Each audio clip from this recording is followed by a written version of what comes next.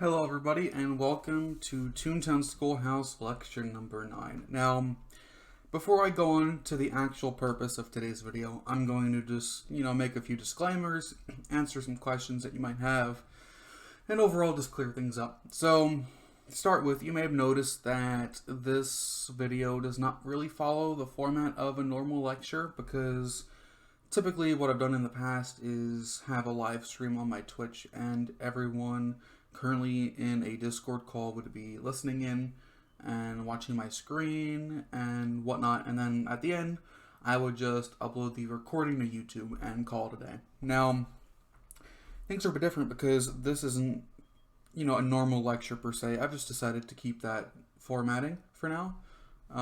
This is just a standalone video meant to teach you something about navigating the Toontown source code. So why haven't there been any other Toontown Schoolhouse videos? Several reasons. Demotivation, interest with other projects. I was very ambitious when starting up the lectures, but that does not mean I am done. I still would really like to teach many people many different things about working with Toontown, because my point still stands that I think Toontown is a really amazing tool to work with and to learn how to program and to learn game development in general. I think it's a really amazing tool for that. I stand by that to this day. I think it has a ton of potential, even 7-8 years after Disney closed it down. So I still stand behind that very strong. I have a lot of knowledge with developing Toontown. I wish to spread that knowledge to those who are interested. I don't know everything. I don't claim to know everything. But for what I do know, I will try my best to teach everyone what I can. So that's what today's video is for. I was feeling a bit motivated lately to, teach something. So today's video, I don't know how long it's going to be. Might be short, might be 20 minutes, who knows. But I'm just going to get right into it. So the purpose of today's video is to teach you how to best navigate the Toontown source code. Now, one of the big problems that I personally had when I first ever got into Toontown development is it just feels like way too much coming at you at once. And I'm not just talking about in terms of learning the programming language Python or learning the engine Panda 3D. I'm talking both of those combined, plus the Toontown source code in general. It's a big list of different directories and dozens of features and hundreds of Python files that you really don't know where to start sometimes to implement something that you want to add. So the purpose of today's video is to kind of give you some advice on how best to navigate the Toontown source code if you might be new to it. Or even if you're not new to it, even if you're seasoned, this advice still might help you.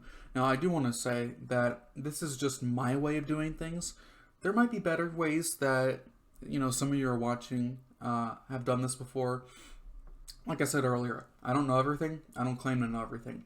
This is just a methodology that has really helped me a lot over the years in learning Toontown stuff. So let me give you an example. And, this is an example that I've seen lots of people have where they want to make some sort of change or modification or addition to something that already exists in the game, but they don't know where to go to, find where to start. Like, where do you start? Like, say, for example, you wanted to change something with the CEO. Like, you wanted to change, you wanted to change the level of the cogs that are sitting at the tables when you start the feeding round.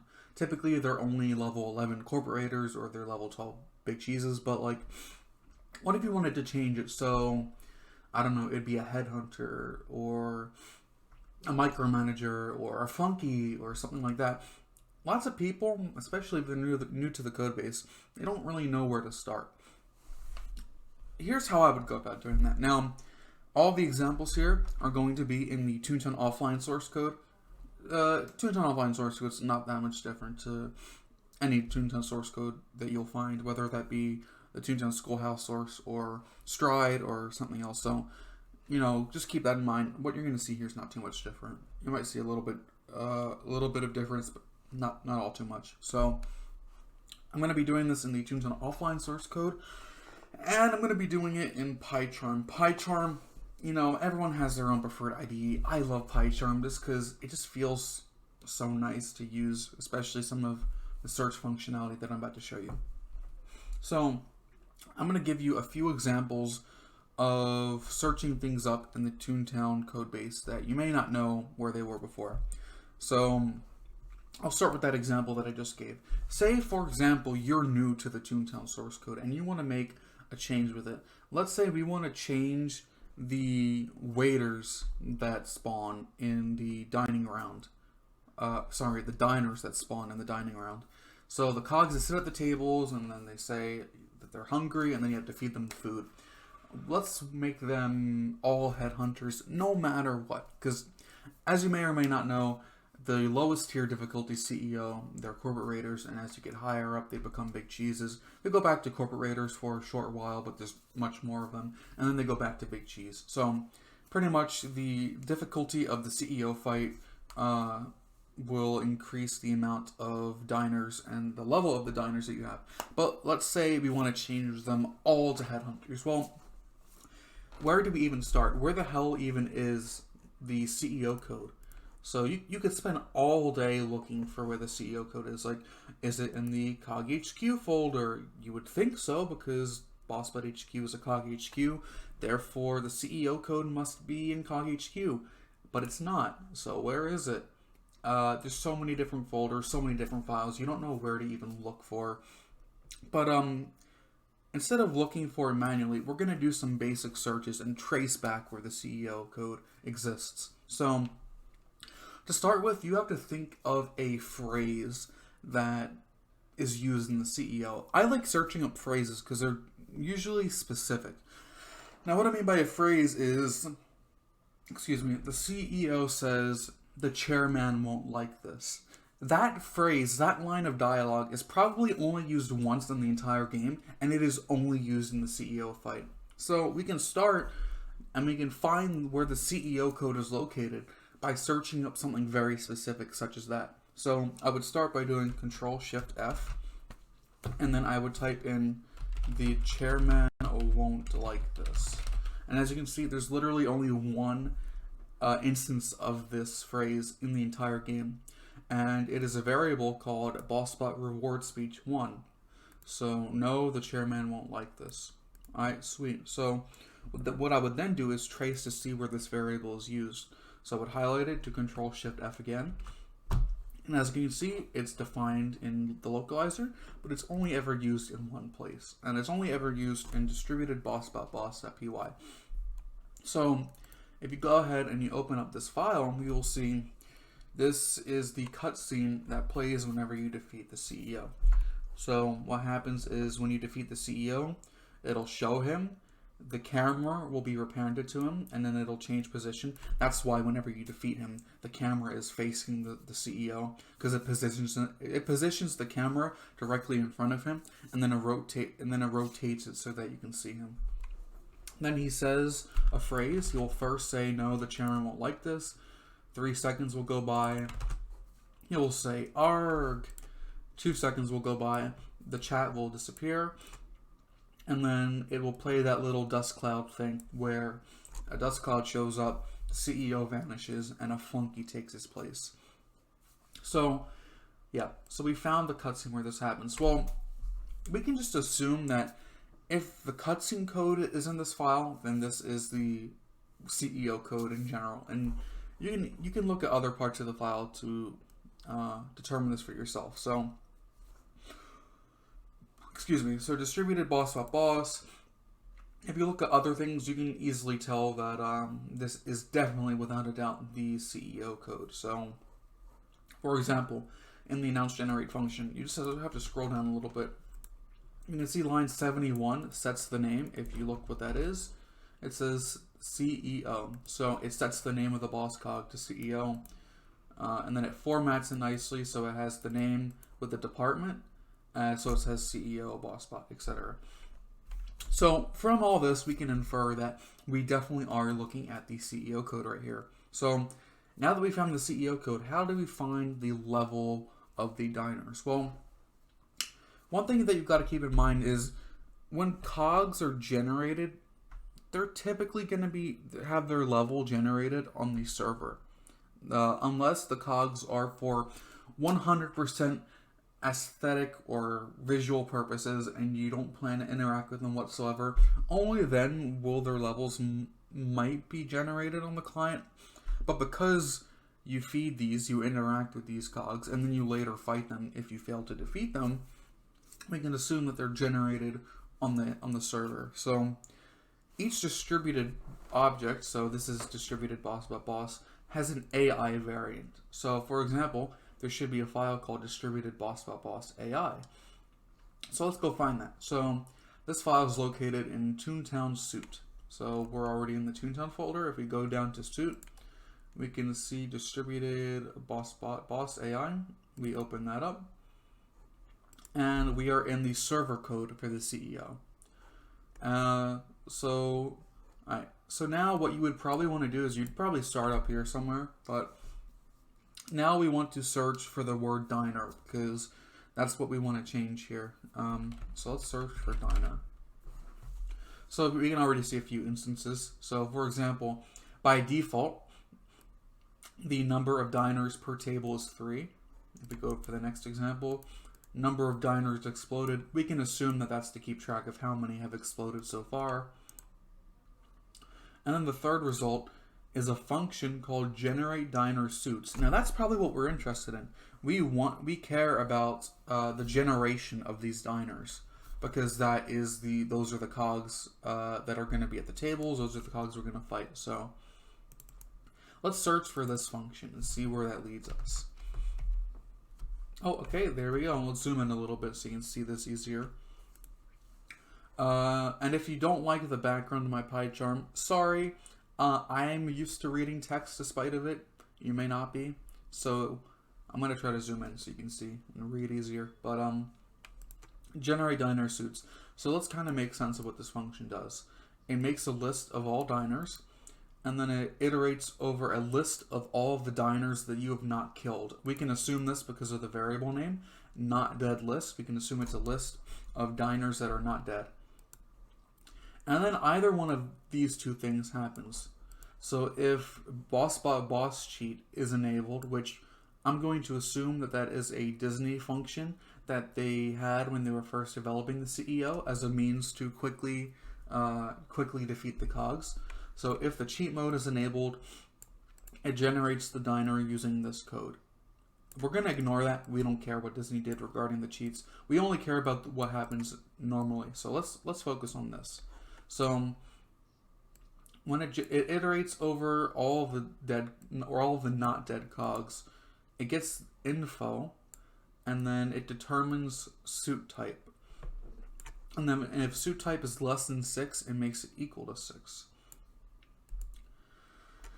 Let me see, and then suit level, and then it defines what suit level is, and finally, after making all these definitions, it generates a cog using this function. Now, we don't really have to look what this function does, but we can assume that it generates a cog that you can fight in a battle. So, it first applies the zone ID, because that's the zone ID that the cog will spawn in. It wants to be the current zone ID. And then that's the cog's suit type. I'm going to assume this is the cog's department, because C stands for boss bot, C corporate boss bot. And then it generates this cog with that level, and I don't know what this 1 is for, so I'm just going to not care about that for now. But we know what these things are. That's the cog's type, that's the cog's department, that's the cog's level. So let's see how it determines the level. Well, it determines the level by getting the third item of the info list, which you don't really have to worry what this means right now. We can leave this be. How does it get the suit type? It gets the suit type by subtracting 4 from the level. How do I know this? Well, if suit level equals info brackets 2, and this is also info brackets 2, then suit level is pretty much this. So level minus 4 equals the type. And that makes sense because, for example, if the diner is a level 12 big cheese. 12 minus 4 equals 8. And the big cheese is the 8th type of cog. He's the 8th cog in the department, so that makes sense. Same for corporator. If his level was 11, 11 minus 4 equals 7. Corporator is the 7th cog of the boss bots. So that is how it determines the type. And if the type is less than 6, so if it's lower than Headhunter, so if it's downsized or below, it'll default it to Headhunter anyway. This is probably a check just to make 100% sure that cogs don't go below Headhunter, just in case. Alright, so why are we analyzing this? Why do we care about this? Well, now we have a better understanding of how these cogs are generated. So there's a few ways you could go about making changes to these cogs if you want. Some are better than others. I'm going to give an example of a bad way to change this. So this makes sure that if your cog type is less than 6, it defaults it to 6. Technically, if we wanted to, we could force all of these cogs to be whatever we wanted. So it wouldn't make much sense, but it would technically work for us. So we could comment this out and we could comment this out. And instead, we could just override everything. So we could comment this out too. And we could override and do whatever suit type and level we wanted. So theoretically, we could type suit type equals, if we wanted a micromanager, we do equals 4. And then we could have those micromanagers be level 8. So this would force all of the diners in the 3rd round to be level 8 micromanagers. Now, keep in mind I said 3rd round. This is not the code that generates the cogs to actually sit at the tables during round 2. This is the code that makes the cogs that you actually fight in turn-based combat. Now, how do I know this? Well, GenSuit object is typically used to generate cogs that you actually fight. So what this is doing is, like I said at the beginning, this iterates over a list of the cogs that you did not manage to kill during round 2. So if it's iterating over cogs you didn't manage to kill, then by default this has to be round 3. So after round 2 is all said and done, it gets a big list of all the cogs you didn't manage to kill, and it will generate actual fightable cogs using this. So what this would do if I were to run the game right now, and I'm not going to run the game because I already know what happened, but what this would do is after you finish round 2, all of the cogs would randomly turn into level 8 micromanagers, even though they might have been corporators or big cheeses before. And then you would go ahead and fight those level 8 micromanagers. So that is why I said this would be a bad example to go forward with. This would be a bad example because it's not really achieving what you truly want. What you truly want is for the cogs sitting at the tables to be different. So I will go and undo all this. Okay, so all that's undone. So how do we backtrack how the battle 2 cogs are generated the second round?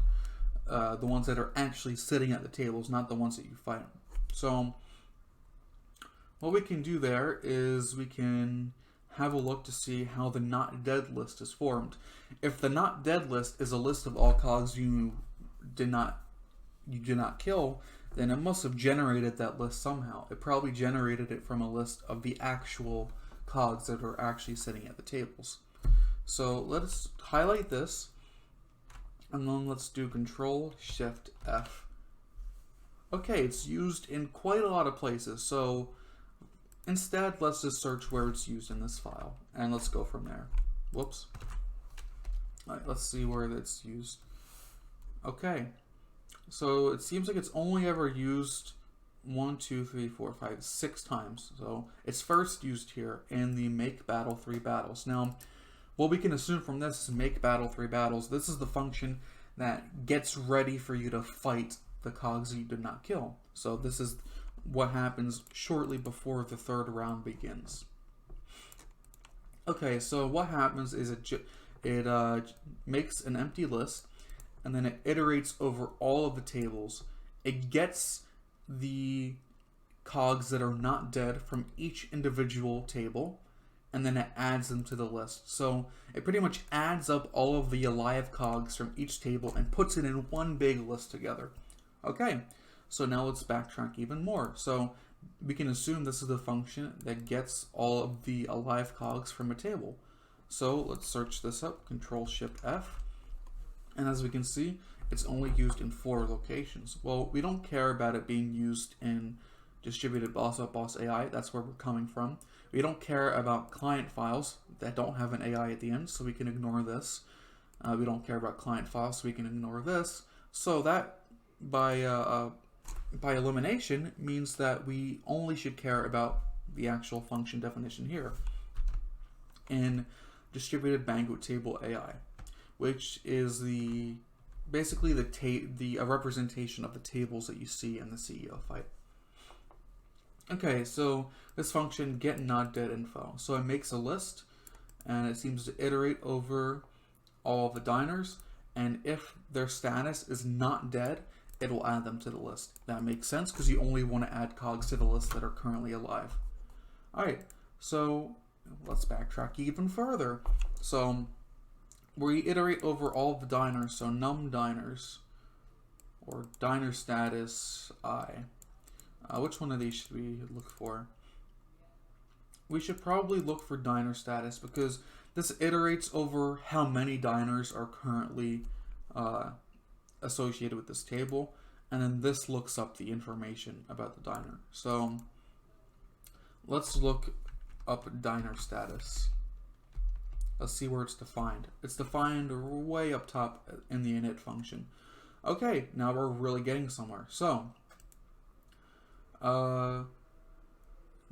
diner status is an empty dictionary that's used to associate the diner's alive or dead status with each individual diner. So what we can see directly below it is the actual creation of the diners, because it iterates over how many diners should be associated with this table, and then it creates an entry in the dictionary that says by default this diner is inactive. Now you can ignore this code. This is Toontown Offline specific code, but let's have a look at line 30.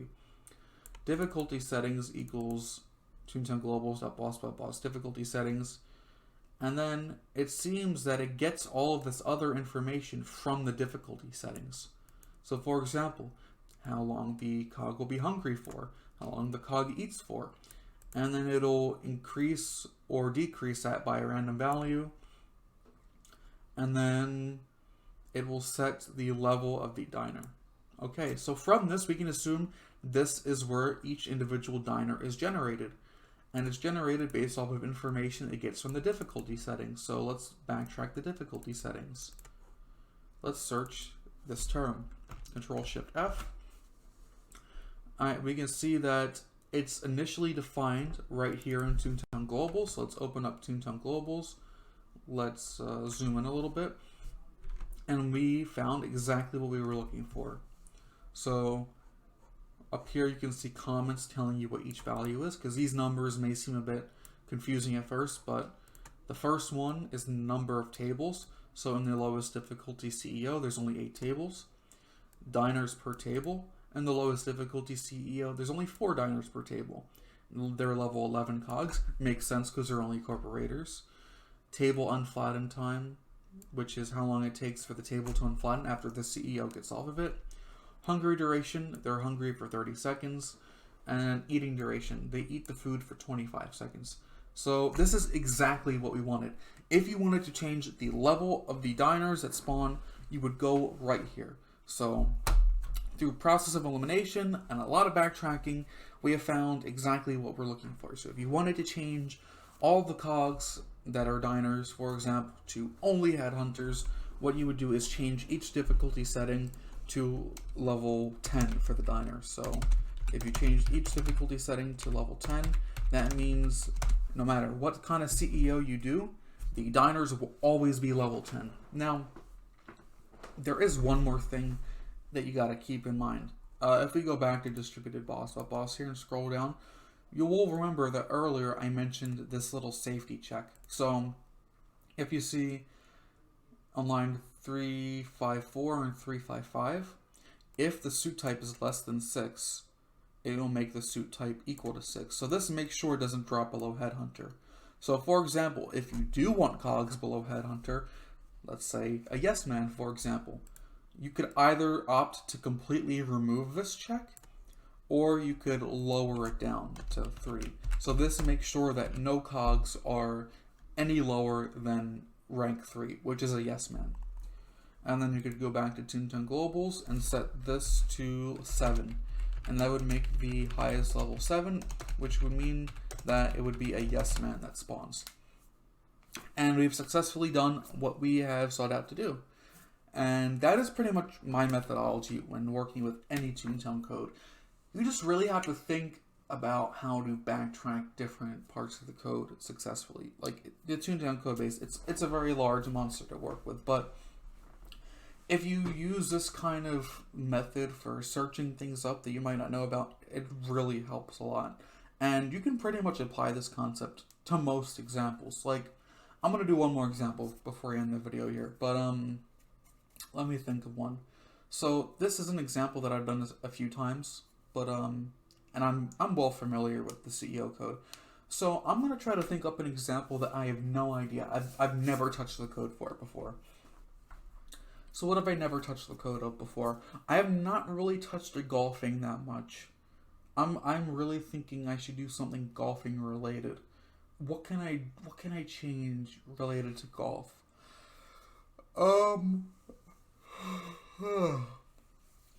No, I have touched it actually a little bit before, so I don't think that would work. I'm really trying to think here. I mean, I'll do golfing anyway because it's probably a very short example. Okay, let's say you wanted to change the par requirements for a particular golf course. All you would have to do is type in that golf course name. So, for example, let's type in Wholesome Fun.